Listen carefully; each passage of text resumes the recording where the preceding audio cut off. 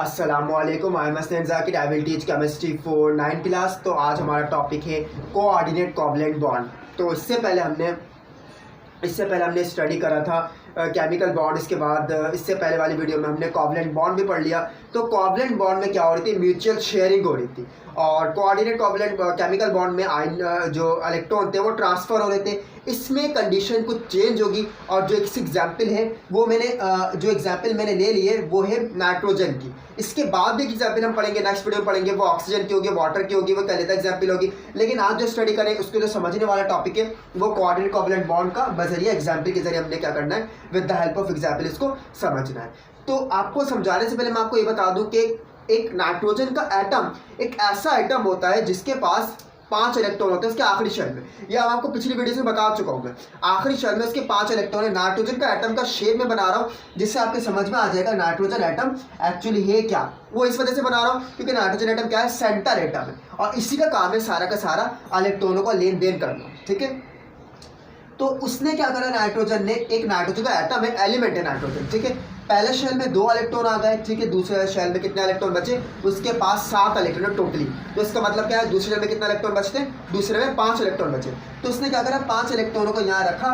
तो ये क्या हो गया, 5 इलेक्ट्रॉन आ गए। ठीक है, अब इलेक्ट्रॉन क्या कर रहे होते हैं, एक इलेक्ट्रॉन इस तरीके से डिस्ट्रीब्यूशन इलेक्ट्रॉनों का वो ऐसे, क्योंकि ये जो अमोनिया बनता है NH3, ठीक है, ये आपका जो फार्मूला है ये कहलाता है NH3 और एक्चुअली अमोनिया गैस का फार्मूला है। ठीक है, जब NH3 बना, अमोनिया बना ये, तो इसका मतलब है कि 3 हाइड्रोजन ने क्या करा, आपस में लिंक करा। क्योंकि आपको पता है हाइड्रोजन के पास आखिरी शेल में कितना इलेक्ट्रॉन है, 2 इलेक्ट्रॉन है। और हाइड्रोजन अपने आखिरी शेल में एक इलेक्ट्रॉन, आखिरी शेल में 1 इलेक्ट्रॉन है। वो अपना आखिरी शेल में 2 इलेक्ट्रॉन कंप्लीट करने के लिए, ताकि वो डुप्लेट टूल की पैरवी करे, ताकि वो अपनी स्टेबिलिटी को कंप्लीट करे, तो वो क्या करे, हीलियम की स्टेबिलिटी को वो हासिल करे। तो वो इसलिए क्या कर रहा होता है, एक म्यूचुअल शेयरिंग करता है और कोवलेंट बॉन्ड फॉर्म कर लेता है। एक इलेक्ट्रॉन अपना देता है, वो एक ही इलेक्ट्रॉन है उसके पास, वो अपना डोनेट करेगा, उसी से क्या करेगा, वो म्यूचुअल शेयरिंग करेगा।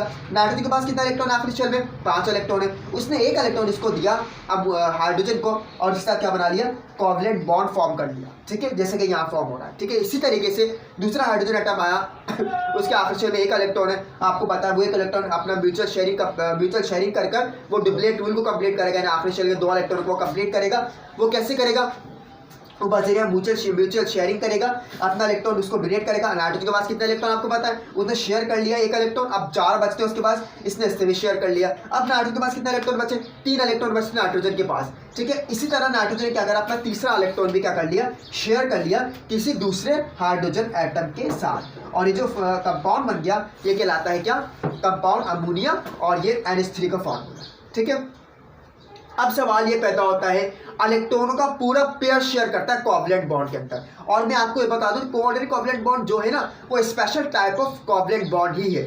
ये special type of covalent bond की एक्चुअली स्पेशल टाइप क्यों है, क्योंकि कोवलेंट बॉन्ड में हो क्या रहा होता है, एलिमेंट्स इलेक्ट्रॉनों को शेयर तो करते हैं बट वो दोनों तरफ से शेयरिंग हो रही होती है। एक इलेक्ट्रॉन वो दे रहा है, 2 इलेक्ट्रॉन वो दे रहा है, तो 2 इलेक्ट्रॉन मैंने दे दिए, 2 इलेक्ट्रॉन सामने दे रहा है, सामने वाला एलिमेंट दे रहा है, तो सामने वाले एलिमेंट ने 2 इलेक्ट्रॉन दिए। इस तरीके से शेयरिंग होती है, वो म्यूचुअल शेयरिंग कहलाती है। इसमें शेयरिंग तो नहीं होगी, बट कोऑर्डिनेट कोवलेंट बॉन्ड एक ऐसा बॉन्ड है, बगैर शेयरिंग के, विदाउट शेयरिंग क्या करेगा, वो कोवलेंट बॉन्ड को अचीव करेगा, कोवलेंट बॉन्ड को ही, कोवलेंट बॉन्ड की पैरवी करेगा। वो कैसे करेगा, फॉर एग्जाम्पल के तौर पर एक हाइड्रोजन एटम जो कि इसमें अटैच होगा, नाइट्रोजन के पास 2 इलेक्ट्रॉन ऑलरेडी मौजूद हैं जो कि अभी इंगेज नहीं है। इसे इंगेज होना है यानी इसे बाउंड होना है, अपने 2 इलेक्ट्रॉन, ये दोनों इलेक्ट्रॉनों का पूरा पेयर किसी दूसरे एटम को देकर जिसके पास कोई इलेक्ट्रॉन मौजूद नहीं है। आपको पता है हाइड्रोजन के पास कितना इलेक्ट्रॉन है, आखिरी शेल में 1 इलेक्ट्रॉन है। अगर वो चला जाता है हाइड्रोजन के पास इलेक्ट्रॉन, तो हाइड्रोजन के पास सिर्फ प्रोटॉन रह जाता है, तो हाइड्रोजन को प्रोटॉन भी कहते हैं। अगर इन केस के उसके पास इलेक्ट्रॉन मौजूद ना हो, तो जब इलेक्ट्रॉन चला गया तो हाइड्रोजन क्या है, उसके पास सिर्फ प्रोटॉन है। अपना पूरा प्रोटॉन क्या करेगा, वो अपना पूरा हाइड्रोजन जिसके पास इलेक्ट्रॉन नहीं है, वो हाइड्रोजन इसके साथ कंबाइन होगा और ये क्या बनाएगा, कोवलेंट बॉन्ड बनाएगा। बट ये special type of covalent bond क्यों बनाया, क्योंकि ये अपना इलेक्ट्रॉन लेकर नहीं आ रहा।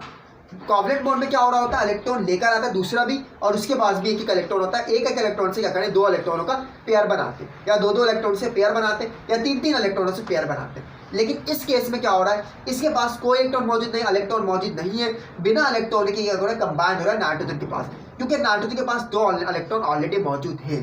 तो 2 इलेक्ट्रॉन इसके पास ऑलरेडी मौजूद है। तो इसने जो बॉन्ड बना, ये बना कोवैलेंट बॉन्ड। नाइट्रोजन ने अपना पूरा पेयर प्रोवाइड किया।